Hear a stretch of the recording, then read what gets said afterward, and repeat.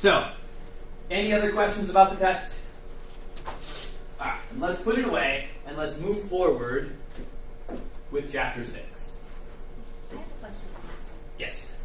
You know, you gave us like the two ways to solve either the P equals ER, and then we had the is over of equals percentage over 100.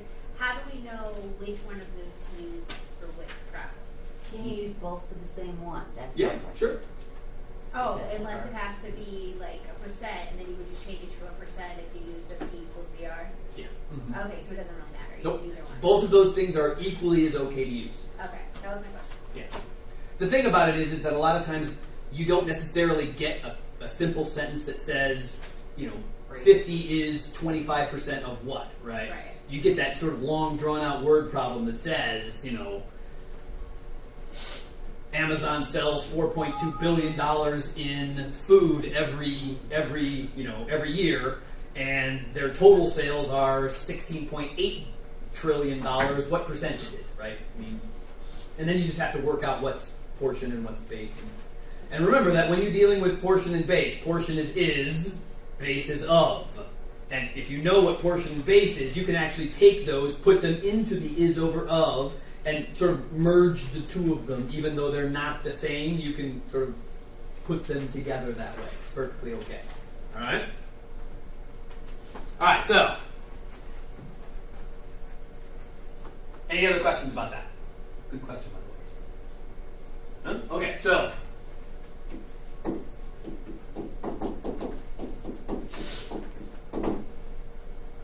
So the sort of second half of chapter 6 is taking those percentages and dealing with them when we deal with percent increases and percent decreases. Now, how do you calculate, folks, a percentage increase? So if I got a 10% raise, how would you tell me to calculate what my new salary was going to be? Multiply your current salary by 1.1. Okay, that's kind of a way to do it. How else might you say do it? I guess if you use scientific calculator, can you just do your old salary plus the percentage by using the percent? Exactly, right? Take the old salary plus 10% of the old salary, and you'll get to your new salary. And again, remember that your old salary could be 100% of your salary. So if you've got 100% and 10%, that's where the 110% comes from. Equally is okay to do it, right? So, generally you guys know how to do this. So I would like to think that I don't necessarily have to show you one, but just to be safe, right? So,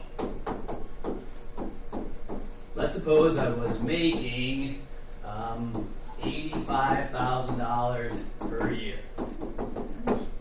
I used to be a programmer for Epic. That was low, okay? I got a 10% raise.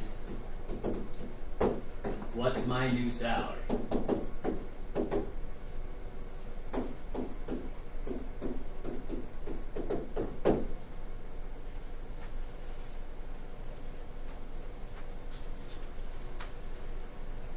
And so,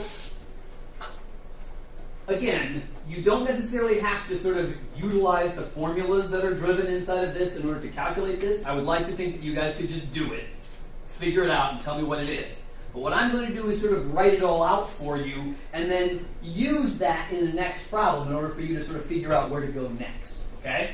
So, the idea here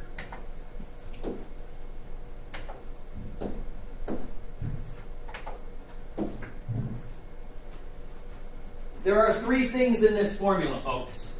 Right? When you get a percentage increase problem, you are always going to be given two of them. Guess what your job is to do?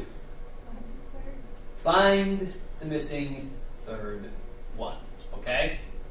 And you know this basic formula for dealing with percentage increases, right? I mean, that's... If you don't know it, this is kind of why I let you use a note card on the next test, because I would expect you to write it down on your note card to remind yourself, just to be safe. Okay? But the idea is, in this problem, tell me what the two things I gave you are.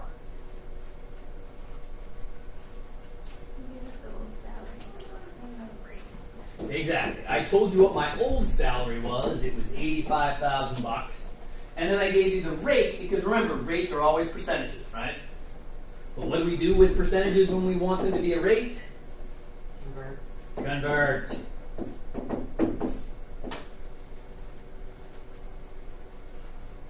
And then what I like to show students is that the new is what you're missing. New, it starts with an N, not a W.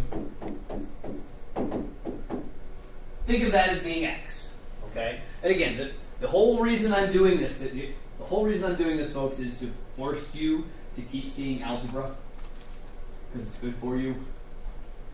And so, again, I don't necessarily think you need algebra to do these problems, and if you don't use algebra to do them, that's perfectly fine, but I am going to use it as a means to showing you, so that one, you can sort of see it, and two, remind you of how all these things work, okay? So, in this case, once you have all these things, just substitute them into the formula, and you will say, oh, great.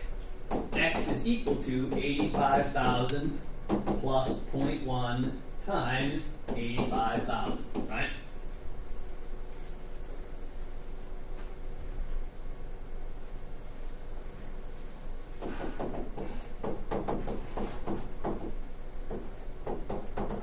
And note, folks, what does the $8,500 represent?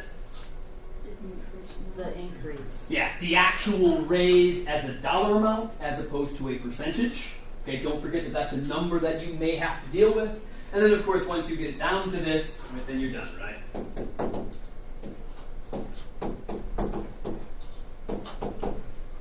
And so you see that our new salary is the $93,500. Okay, so no big deal, right? All right. It starts to become a problem is what happens when we get the next problem, okay?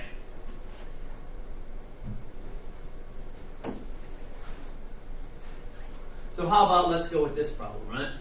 I got a 20% raise, and now my salary is, let's say it's $72,000.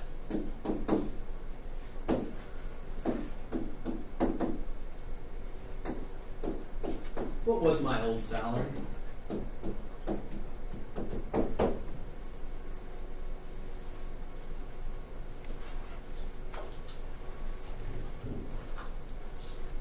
And this is the part where you have to be careful, okay?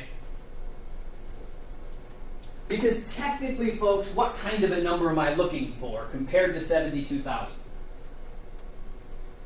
Smaller. Smaller, right? And so the idea is that what happens to students is that they say, oh, I'm looking at a smaller number. How do we get to smaller numbers, folks? We subtract, right? That's our first thought, is we need to subtract. And so what most students do when they see this problem, when they're not careful, is they say, oh great, I just have to take 20% of 72,000 and subtract. And that will never, ever get you the right answer. Ever, ever, ever. Okay? And the reason why is that when you see the word raise after your percentage, this is a percentage increase problem, okay?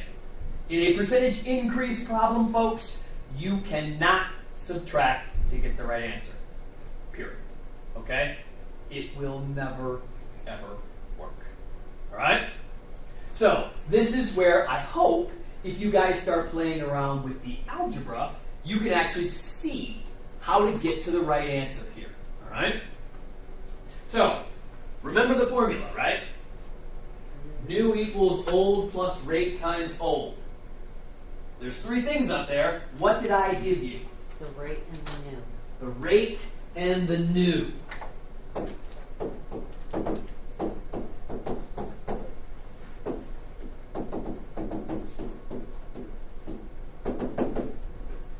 So what's missing this time, folks? The old. The old. So what am I going to call old? X. X. But now I'm going to do the same thing I did in the last problem, right? Take those values and put them into that basic, this is how percent increase works, right? So remember, it's new, 72,000, equals old. X plus rate times old.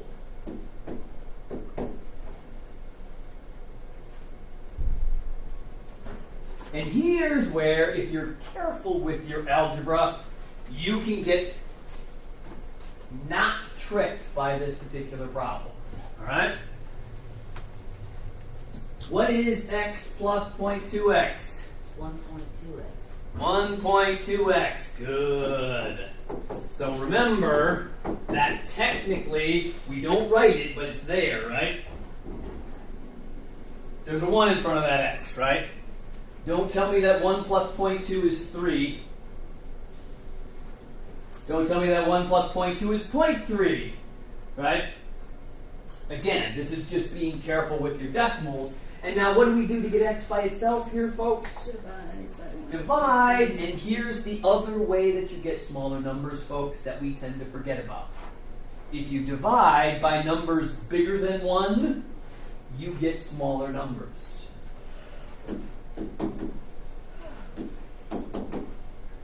What's 72,000 divided by 1.2? 60,000. And does that make sense, folks? Because what's 20% of this? What's 2 times 6? 12,000. What's 60,000 plus a $12,000 raise? $72,000. Okay?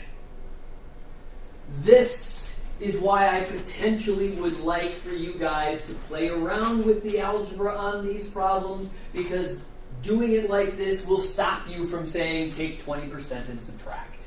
Okay? And so one of the things that I would like you guys to do is when you read problems, look for the key word and tell me whether or not you're dealing with a percentage problem, a percentage increase problem, or a percentage decrease problem. Okay? Because based on those, you will start on the correct steps, right? If you see this is percent increase, hopefully your brain will say, don't subtract, right? Because there is no subtracting in a percent increase. Likewise, guess what never happens in a percent decrease? Addition. Adding, exactly. All right. All right. So let's see. So let me throw one more at you.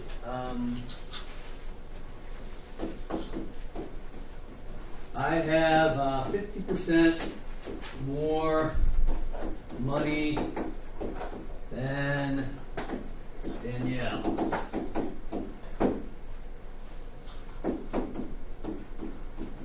I have $72.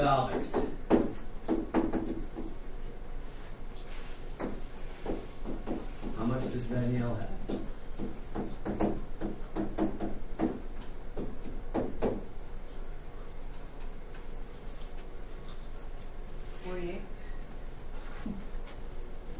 It is 48.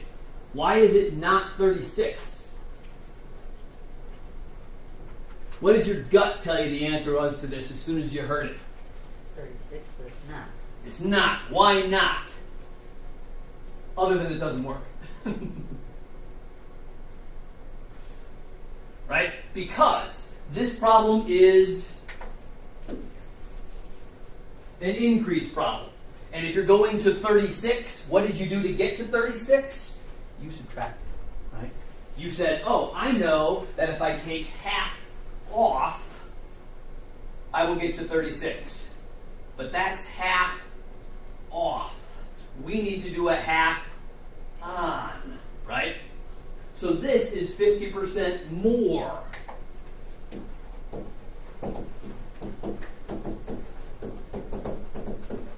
This is the kind of analysis that I want you guys to stop yourself from jumping past, okay? So when you read the problem, look for the words that tell you whether it is percent increase or percent decrease, and do not do the opposite of what you read, okay? It's hard sometimes, right? I mean, it's really hard not to just say the answer to this is 36 and hop back merrily to the next number, okay? You have to at least stop and think a little bit about it to realize that 36 can't be right. right? What's half of 36? 18. What's 36 plus 18? Is that getting you back to 72? No way, right? Not a chance. So here, it's the same sort of thing, but it's a little bit harder, right? The $72, folks, is that new or old? That's new. Old, that's the new. That's the new or that's the old? Which one is it? That's the new, because that's how much you have after everything. Exactly. After her 50% on top, you wind up at me, I am the new, right?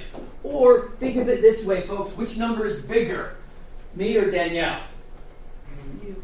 Me, and in a percentage increase problem, folks, the new is always bigger because you increase to a bigger number, okay? On that problem before it, I was very explicit about telling you what I was making and what I am now making, right? And time is an easy way to sort of figure out which way is old and new. Realize that it doesn't always work that way, right? This is a little bit tricky, right? So old is what we're missing, so old is X, and so what does 72 equal? 1.5x, and again, in order to get to our x, we got to divide by 1.5, and that's where we get the 48 from.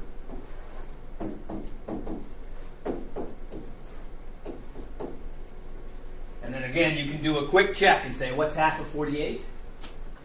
24. What's 24 and 48? That gets us to 72. Okay, so one of the things that I would also like you guys to do is always check these when you're done, right? If you guessed 36 because it was your first instinct and you couldn't stop your gut from answering for your brain, finish it by taking the step and saying, what's half of 36? And then see that it doesn't get you back to 72 and say, oh crap, I let my gut do math. And let's face it, folks, your gut is usually bad at math. All right? All right, so let's see. Now let's go the other direction, right? All right, so I was making $62,000. I had to take a 12% pay cut.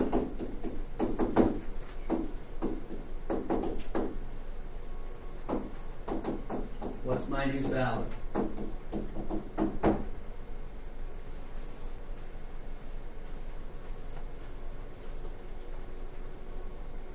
What's the difference between a percentage increase and a percentage decrease, folks?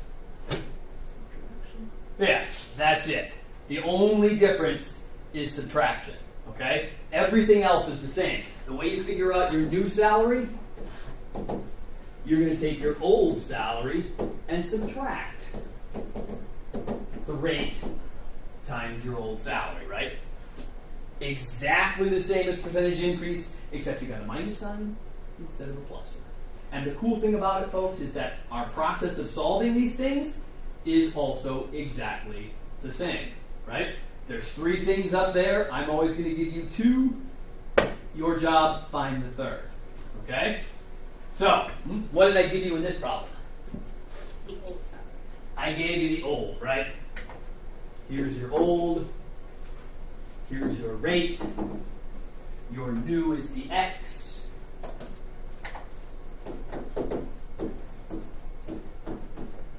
Again, make sure you convert your 12% into the appropriate decimal. What's 12% of 62,000?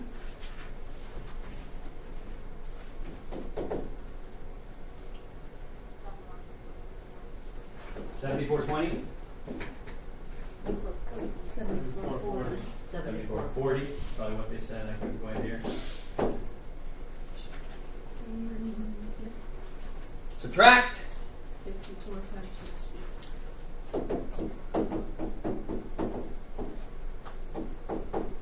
$54,560. So again, dealing with pay cuts. Hopefully you haven't had to deal with that much. I work for the state, so I do.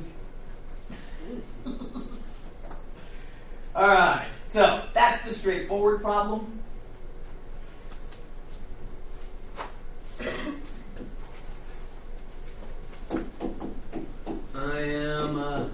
Let's suppose that I am making, let's say $71,500. This is after a 2.8% pay cut.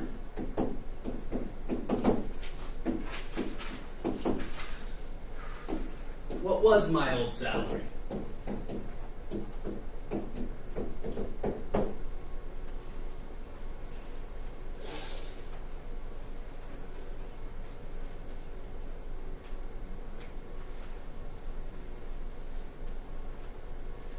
Again, folks, let me reiterate just to be safe that whether it is a percent increase, percent decrease, or percentage problem, you will always go to where they have the percent sign in the problem, right? It's the words that are just after the percent sign that tell you whether it is a decrease, increase, or standard, right?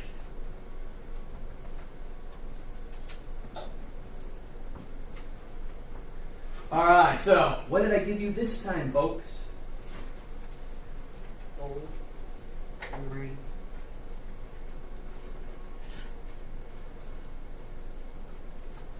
Great. 2.8%. What am I going to write that as? 0.028. Okay, good. Thank you. Please be careful converting your percentages back and forth, right? And then what's the 71,500? Is that old or new? Old. Old. That's a new. That's the new one, right?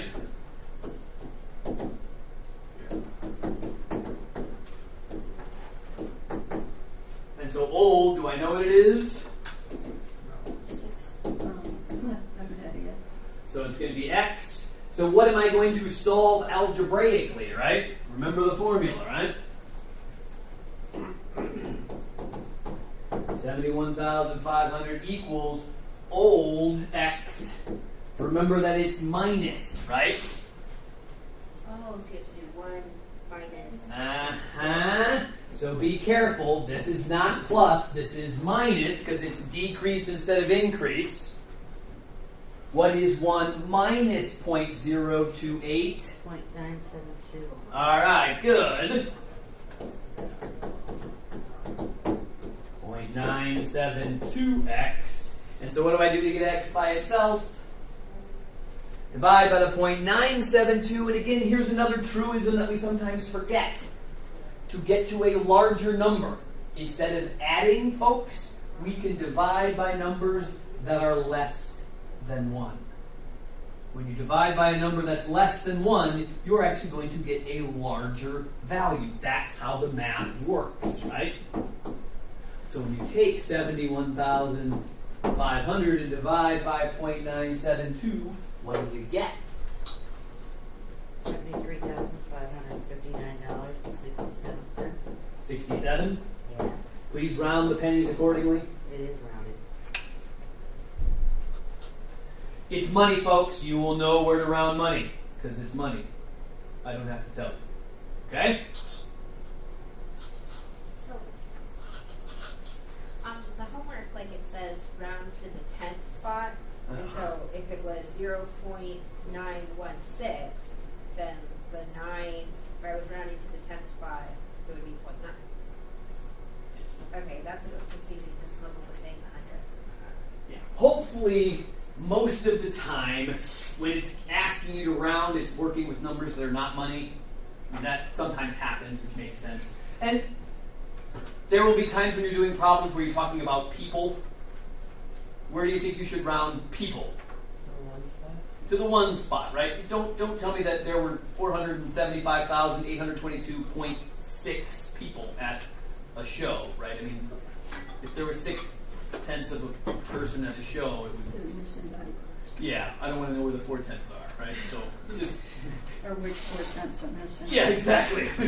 All pictures undenied, right? Don't let it happen. All right. So again, though, the key here is realizing that you also know what the number should be, right? So if you wind up getting a number that is not the right direction, please fix it.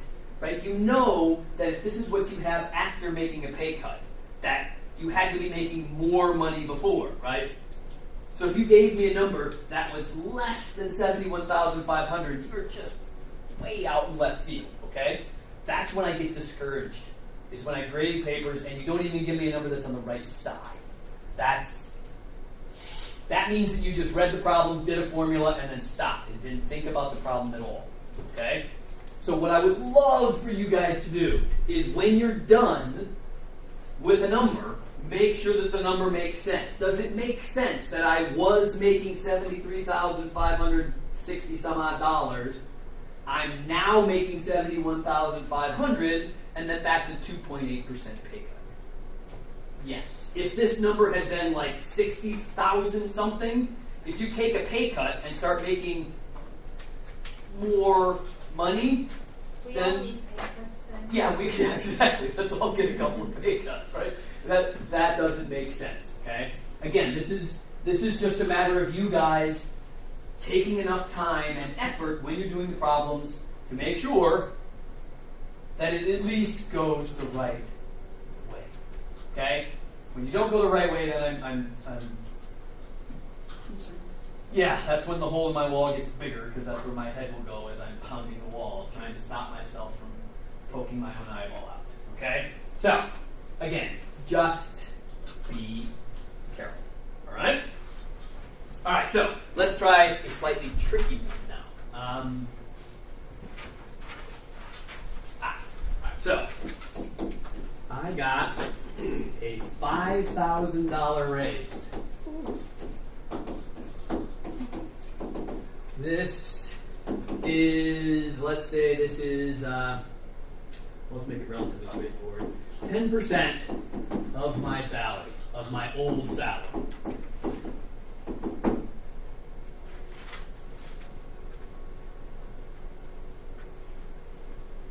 What's your old salary? What is my old and new salary? So note that there is a twist that can be found inside of these percentage increase and decrease problems, and that's where they give you the amount of the increase or decrease. Okay?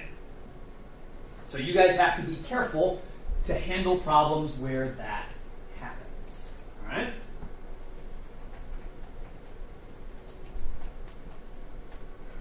So, how are we going to attack this problem? Could you do the portion one where you do 5,000 over X, 10 over 100? Absolutely. Notice, folks, what word follows the percent sign? Of Does it say more, less, pay raise, or pay cut? No, right? It just basically says I got a $5,000 raise and this is 10% of my salary. Okay? This is actually a portion equals base times rate problem with the increase or decrease thrown in after the fact, right? So this technically is this kind of a problem, okay?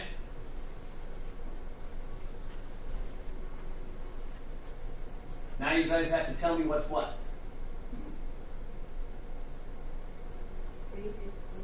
Good. Always take the free points, folks.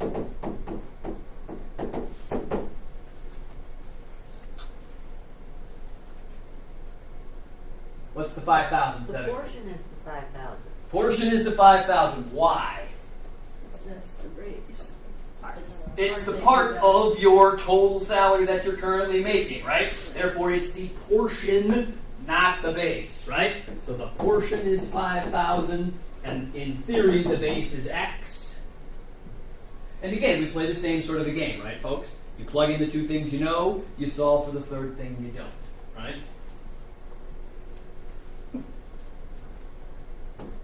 So 5,000 equals 0.1 times X. How am I going to get X by itself? Divide by the 0.1.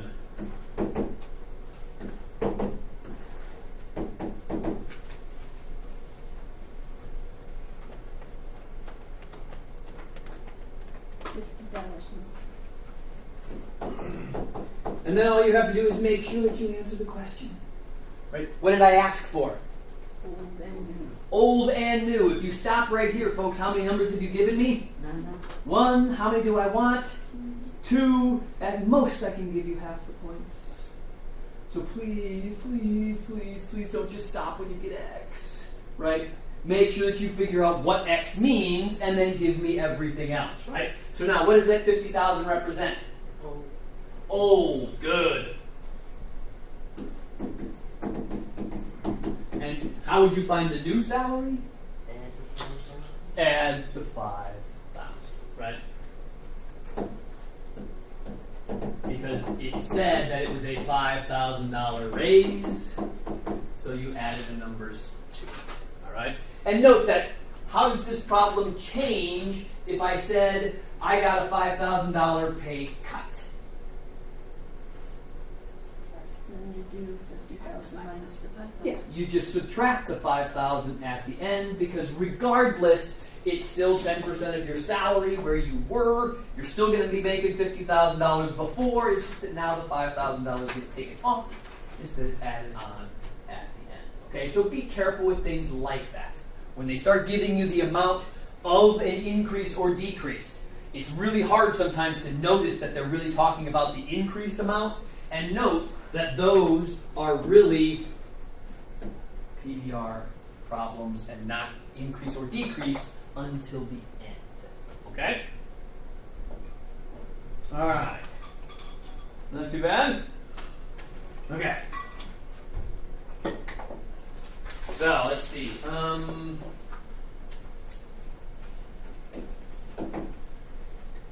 My glasses cost $59.99. Let's see. 10 years ago. So my prescription has literally not changed in 10 years. Yeah, I know. It's weird. I keep going in and having my eyes checked, and they keep saying, "What doesn't look like it didn't change?" So I'm like, "Really? Aren't I getting older?" My wife has gone through 4 pairs of glasses in the last 8 months. Yeah, feel bad for her. All right. Now they would cost me $149.99. What am I going to ask you guys? What's the percentage increase? Yeah, What's the percent increase in price?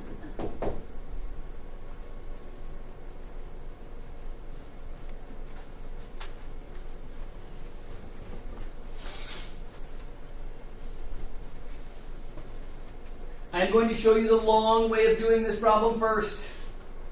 And then I will show you the shortcut and you will go, ah. But you must do the long way at least once. It's good for you. So we're going to do it the long way once. Okay? So, what kind of a problem is this, folks? Why is it a percent increase problem? Because it says percent. Yeah.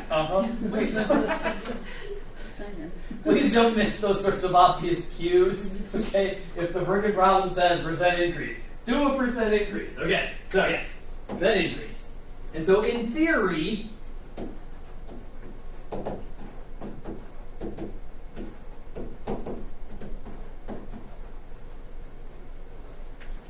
new equals old plus rate times old, right? That basic percent increase formula. Now, what did I give you this time? The new and the old. Which one's which, please? Old was $59.99, new was $149. Okay, good. Please make sure you don't screw those up, right? Don't put them in the wrong order, because then you'd be doing the percent decrease instead of the percent increase. Just be careful, right? So, $149.99 equals, what did I say it was? $59.99? Okay. $59.99 plus $59.99x. And I do this problem using the algebra specifically so that you can be forced to remember how to solve for these types of problems, folks. If I gave you this problem,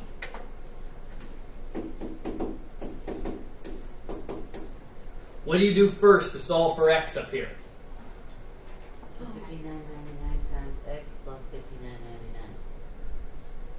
Do the part of the right first. Technically, you would subtract the 1 first, right? Ah. So what do you do here first? Subtract 59.99. Subtract the 59.99. Do not combine these two 59.99s because this 59.99 is attached to x. What I actually started doing for students, and it actually helped a couple of them,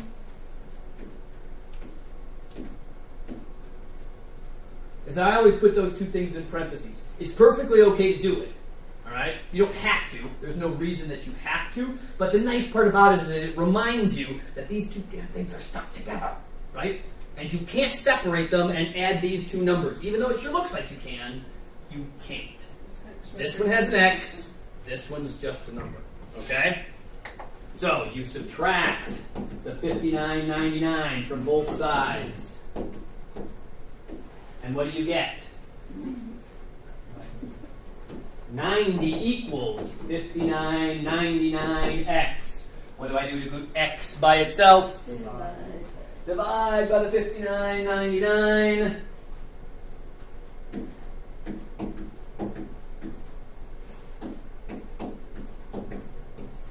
And now let me say that on this problem, let's suppose that I said you were supposed to round to hundredths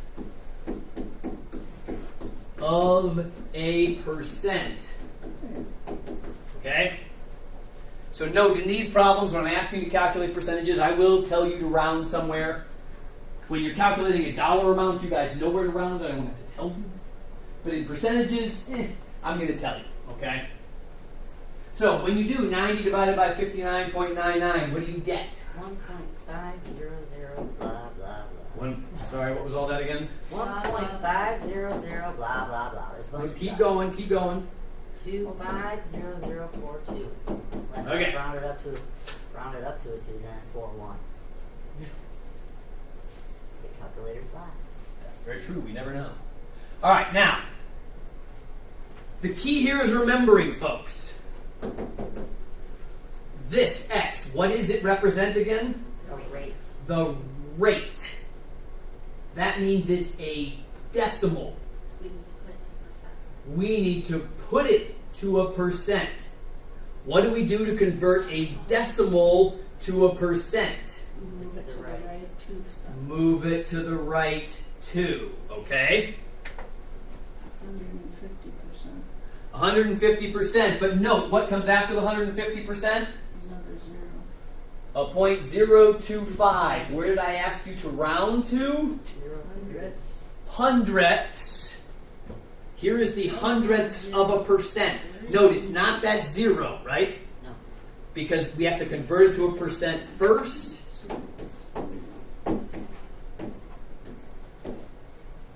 150 and 0.3% increase in the price. Alrighty? Please follow directions, right? The thing I often get students do is they say, okay, when the decimal comes up, they're like, great, there's the hundredths, so it's just 1.5. And then the worst thing I get is people telling me it's 1.5%. That one's really bad, right? But if you tell me it's 150%, where did you round to? You rounded to the ones place in the percentages, not the hundredths place of the percentages. Okay? So again, just be careful. Alright? Alright. Not bad? Alright, you ready for the shortcut? Note that I'm going to give you the generic shortcut that works for both cases.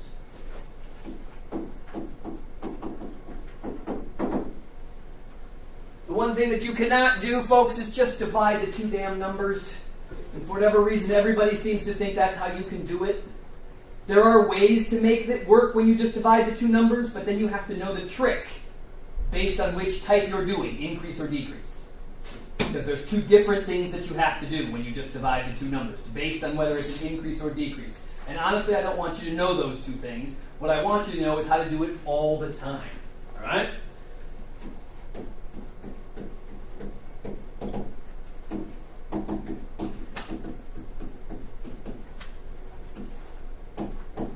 this is the generic shortcut that you can use. It's the difference in your two numbers divided by where you started. Okay?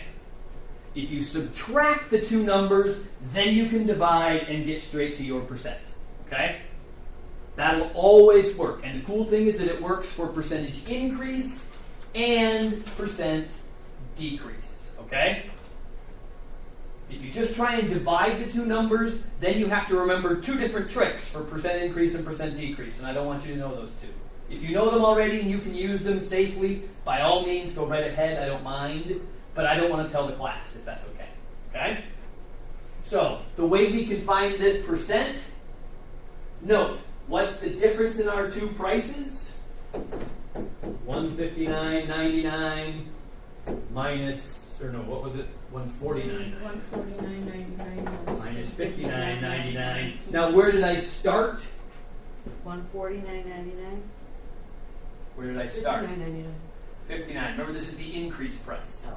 So where you start is always the beginning of whatever the type of problem it is, right?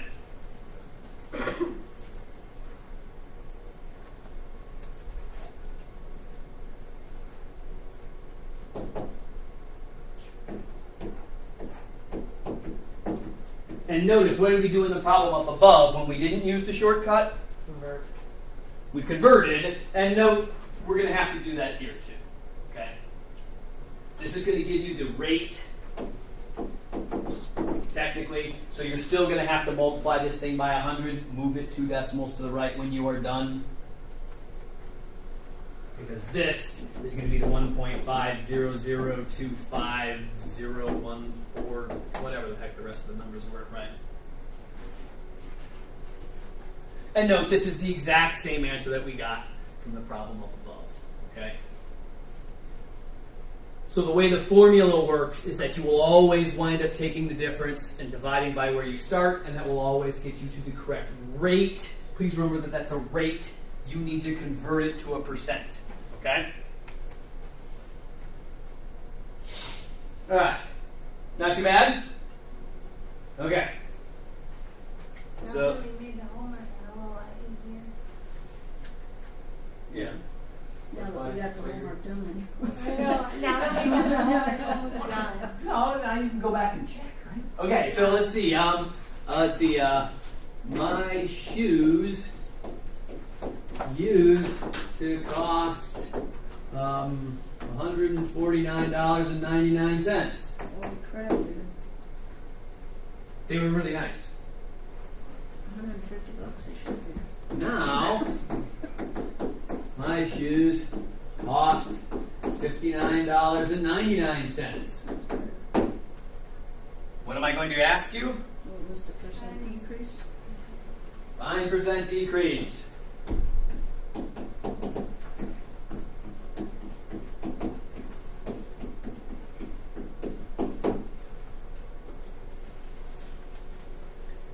Now, what's kind of amusing about these two prices, folks? They're exactly the same as the ones before, except what's the difference? Decrease, I believe. Decrease instead of increase. So is the number the same? Is it the same percentage? Yeah, just in a decrease rather than an increase. Okay, so, but is it going to be the same percentage? No. No, right? Obviously not, right? Because what was our percent increase before? 150.03. 150.03%. Is this going to be 150.03% decrease? No. Okay, and this is, I like to do these two examples together so that you guys can see that, one, the percent increases and percent decreases are not just flippable, okay? You can't calculate one and then say, whoops, it's the same as the other one, and then just be done, right? That right out, okay? So, how would we do this then? Well, you said the shortcut works for both of them. right? Shortcut works for both ways. Isn't that nice? Can't you take the $149.99 minus the $59.99 over $149.99? There you go. And there's the difference between increase and decrease is that you start at a different spot. right? When you're decreasing, you start at the larger number. When you're increasing, you start at the smaller number, right?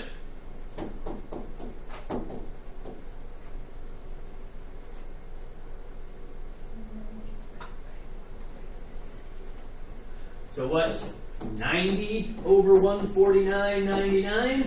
Gives me lots of decimal places. 0.6000400002.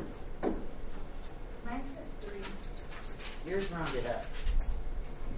Mine rounded up. 2, 3, whatever. Again, technically, let's suppose I asked you the same thing to round to hundredths of a percent. 60.00%. So again, this is the rate. You must convert it to a percent. Note 2 decimals. What's the number next to the 0? A 4. So do we round up? No, round down. So it is perfectly okay for you to say that this is truly a 60% decrease. If you want to write it as 60.00, I am happy with that as well.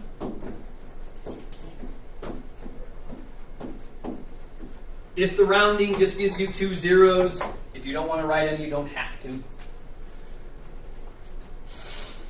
In general, most people would tell you that you really should. If you do any rounding, you should always tell people where you're rounding. That's why you write those extra zeros at the end, so that people know. So can you use this to like figure out the rate of depreciation like of the vehicle?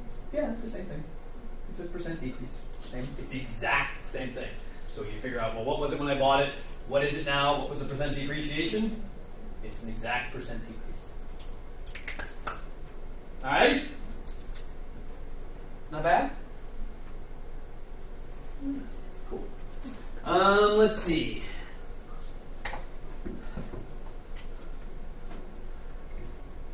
Okay, so let me throw one at you just randomly, and then we'll call it quits and move to the next stop. All right. So I have 20% less money than Reed.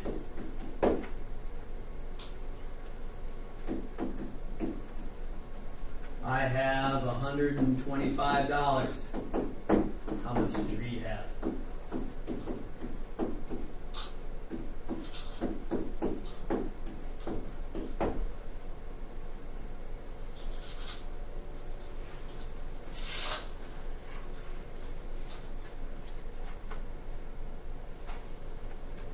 Can we use the U equals? Use whatever technique you like.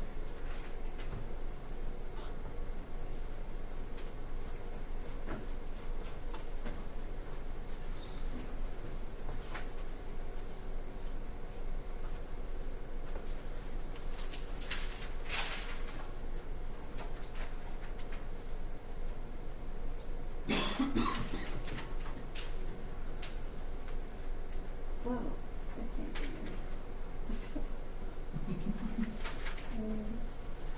So what's the first step in this problem, folks? What type of problem is it? Subtract. Subtract, right?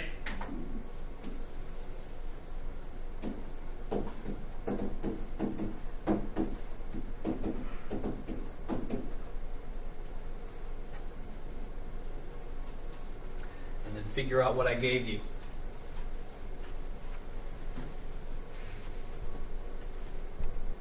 The cool thing about this, folks, is that if you guess one way and it doesn't work, all you got to do is flip your guess. Is it? What's 20% of 150? 30? 150 minus 30 gets you to 120.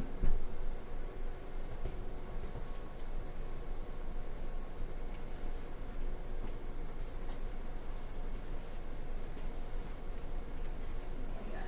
The wrong way the first way though. And that's okay. There's nothing wrong with doing it the wrong way the first way. But once you do it, check, right? You know what the problem is saying. Take 20% less of the number that you got. If that gets you back to where you started, you're on the right number.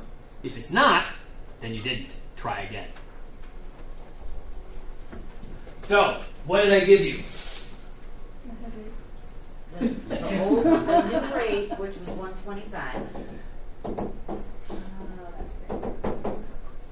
The 125, is that new or old? That's new.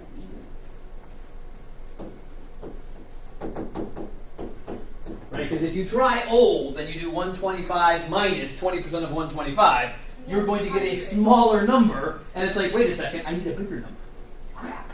Okay? Do not just switch the problem around and add. That's the problem that you don't want to do, right? Because here's where you have to be careful, right? Old is equal to x. So what would you do if we did both of these on the test? As long as you crossed out the wrong one, I'd be like, good, and I would put a little smiley face next to it and give you 10 points for the right answer. But not if you didn't cross the wrong one out. Circle the right one. Yeah, as long as you circle the correct answer, I'm okay with it. Please do not ever tell me that there are two different answers for a problem. I have somebody last week's test who said, the answer is either 5 or 7. That might have been me. And I'm like, no. Okay? I'm not going to give you credit if you tell me an or on a problem, unless the problem literally is which two numbers might be the right answer, and then you can say 5 or 7. Then I'd be okay. But if I'm asking for a number and you give me two different numbers, I am going to just mark you wrong. Okay? Even if one of the numbers was actually really 5 or 7, I would still. Well, the spaceship one, they had two. But that was because you interpreted the question multiple ways, right? I didn't say you were coming back. Technically, you shouldn't have worried about coming back, theoretically. But that's okay. I took that one and said, fine, no problems. All right. So again, here you go, right? 125 equals x minus 0.2x. What's x minus 0.2x, folks? 0.8x. How do you get x by itself? Oops, jumping the gun here. Divide by the 0.8. What do you get when you divide by 0.8?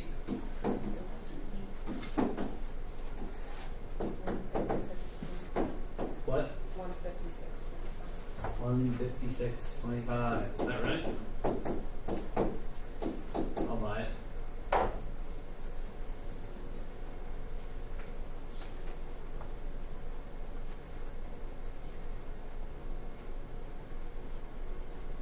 And again, don't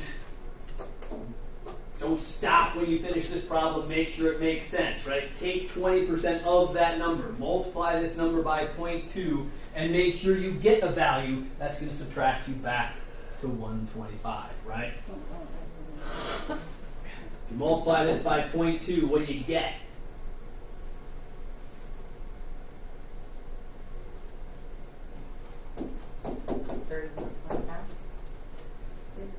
3125. What's 156.25 minus 3125?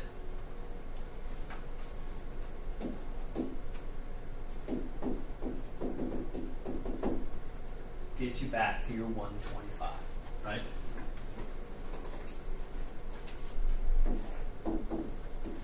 And that's how you know that 156.25 is the correct number to start from.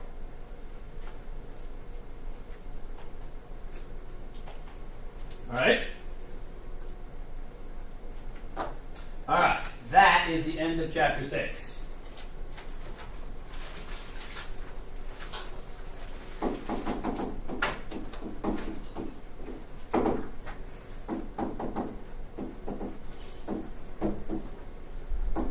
Was it 2 through 92 the evens? Please note that, again, like I warned you last week, that's a lot of problems. Number 94, you had as extra credit. 94 is extra credit.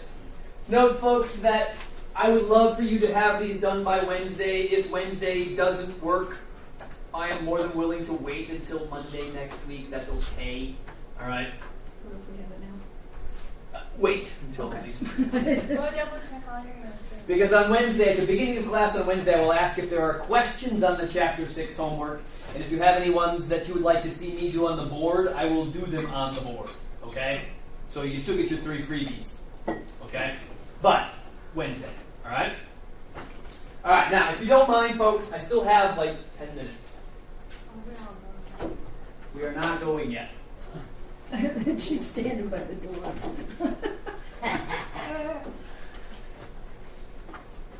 I do need to get into chapter 7 at least a little bit, folks, okay?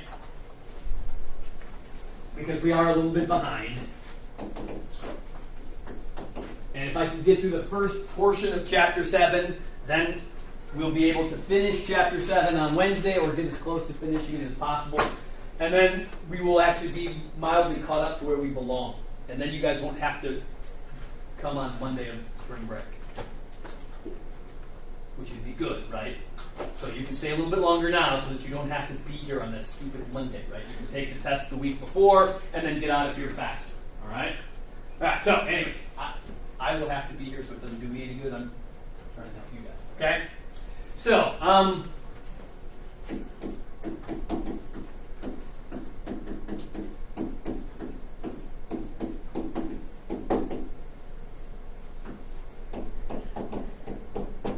so the discounts process is what chapter 7 is going to be talking about. It's going to talk about what we call trade discounts and quote-unquote cash or early payment discounts. All right? And what it really does is it describes to you how retail businesses are run. Okay? Now, when you go to a retail business, folks, and you're going to buy something. Well, now before I jump in, okay, what I want you guys to do is to kind of take your brains, pull them out of your head, and turn them around backwards. Because what I want you to think about when you think of the retail business is not being the shopper at the retail business, but instead be the business owner of the retail business. Okay, so you're the person who's trying to sell retail to people. Okay, that's our job, is to understand how does their business work. Okay, so all right, so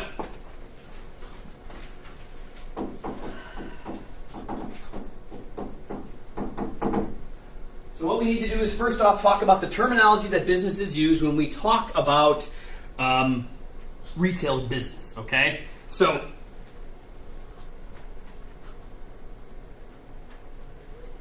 when you go to a retail business, what do they, well, I'll just write it out. What does that stand for? Manufacturer's suggested retail price. All right, good. So you guys have been to a car dealer before. Manufacturer's suggested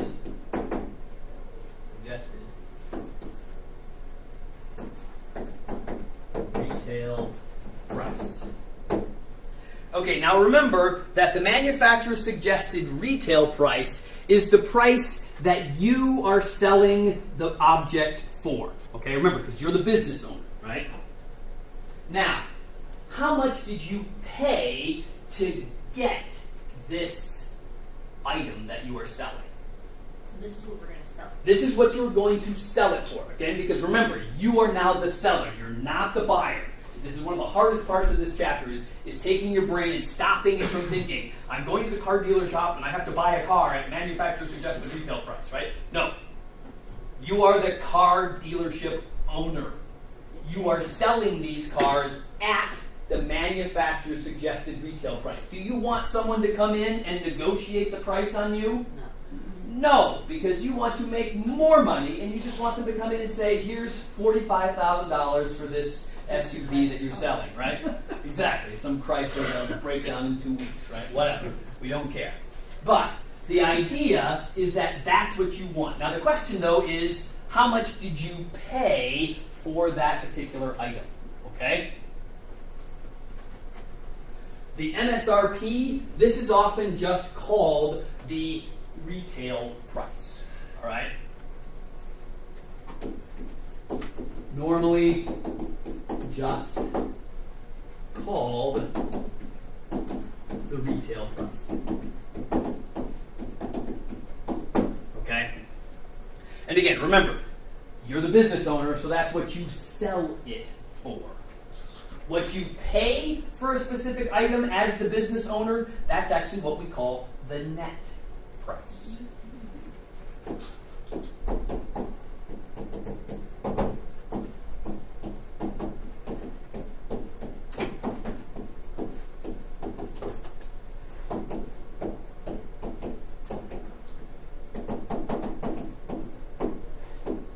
So it's what you pay to get whatever it is that you're selling. So I'll just call the thing we're selling an item, okay?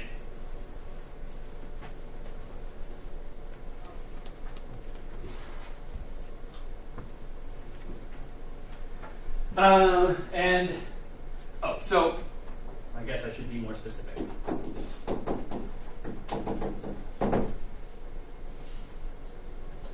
The list price is also the same name as the retail price, folks. It's the MSRP. Same as MSRP/retail price. So business owners will call it the list. It's what you're listing the item for. So that's why it's often called the list price. Right? Now, what's the difference between the net price and the list price, folks? If you think of it in terms of the retail shop owner, this is what we paid for it. Yeah, this is what we're selling it for. The difference is the profit. What the profit's called in a retail business, it's called the trade discount amount. Essentially, that's the profit. It's the name that they use for profit. And that, again, this is a much, much nicer word, right, than profit. If you go to a car dealership and buy a car and they tell you that I made a profit of $16,200, it does not sound good. But if you go in there and they tell you, oh, well, I got a trade discount on this of about $16,000, it sounds like a really nice, happy number, right? Somebody got a trade discount. Is it the buyer of the car? No. It's the owner. You think it is. It makes it sound like it. In fact, if you get into the details with a car dealership, if you go in there and negotiate, often they'll start talking about, well, you know, my discount on this is not anywhere near the kind of discount I'm giving you. And if a dealership ever says that to you, guess what they're doing? Lying. Yeah, blatantly lying, right? Because they would never sell anything for less than what they paid for it, period.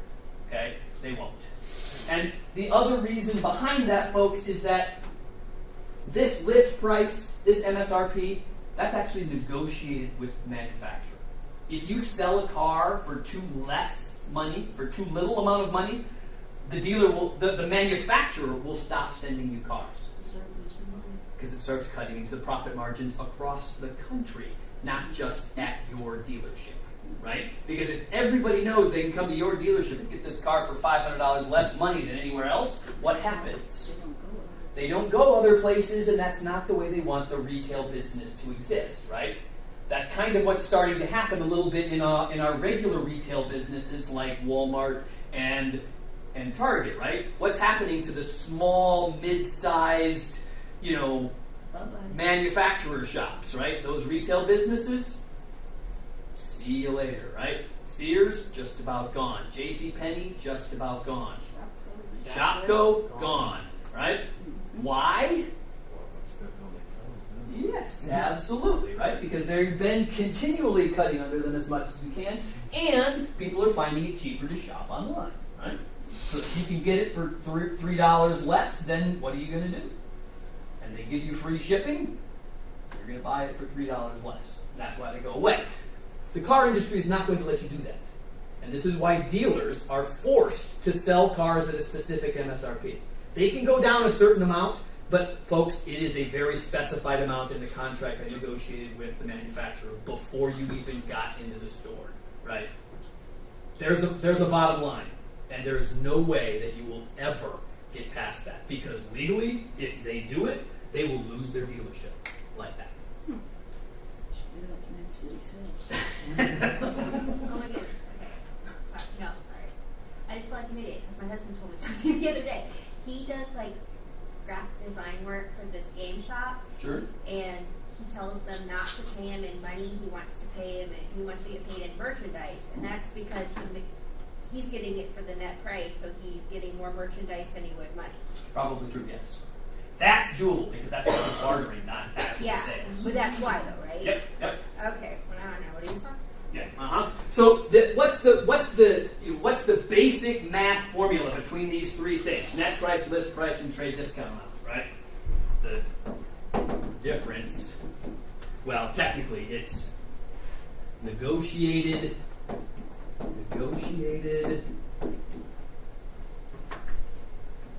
discount on the list price. That's its official name, negotiated discount on a list price. And we'll talk about what negotiated means in a little bit. So what's the really big, fancy, and no it's not, it's absolutely simple, math equation that describes the relationship between net price, list price, and trade discount amount? List minus net equals trade. List minus net equals trade. Absolutely. That, except the way I'm going to do it is net price equals list price minus trade discount. That's the math we're working with in Chapter 7, folks. Real complicated, right? And the thing about it is that how are trade discount amounts negotiated, folks? They're negotiated at the very beginning of your relationship between retailer and manufacturer, okay? And what you do is you sit down in a room somewhere, and notice, folks, that this is often done by old white men, so the room is often kind of room that old white men meet in. Yeah, you know, it's either going to be some sort of a diner, or it's going to be some sort of a club.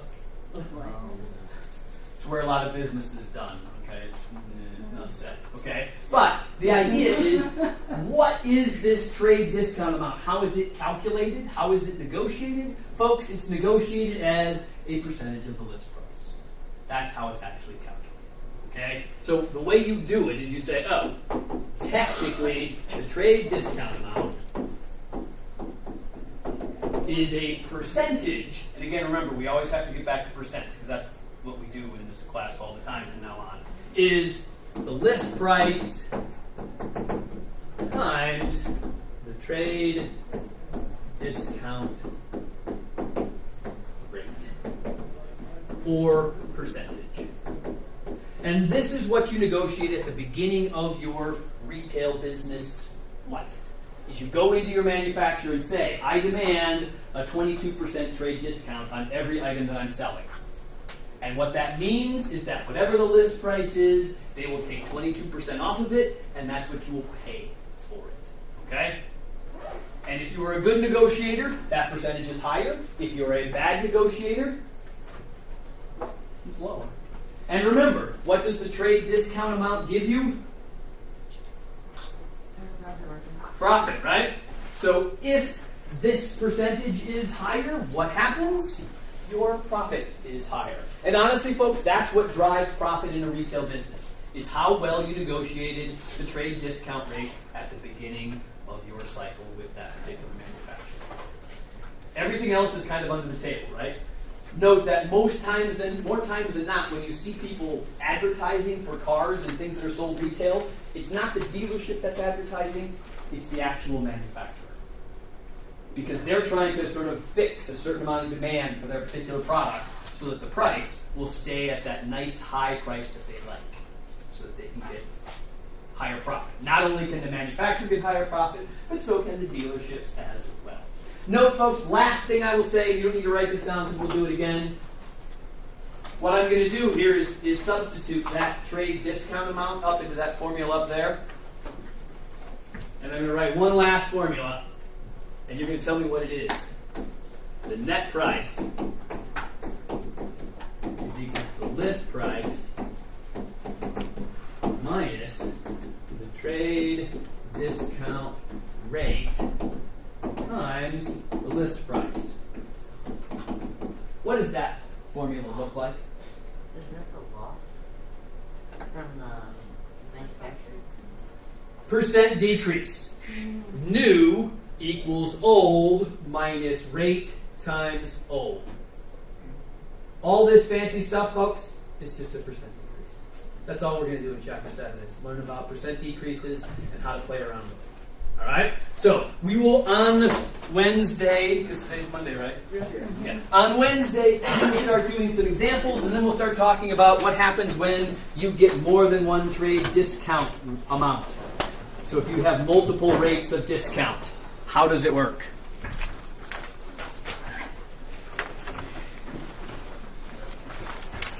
And don't forget to remind me at the beginning of class next time to also go over questions on Chapter 6 homework first. I sometimes get carried away and forget that. Not that that surprises you. So, quick question for you. Yes, sir. Would I have to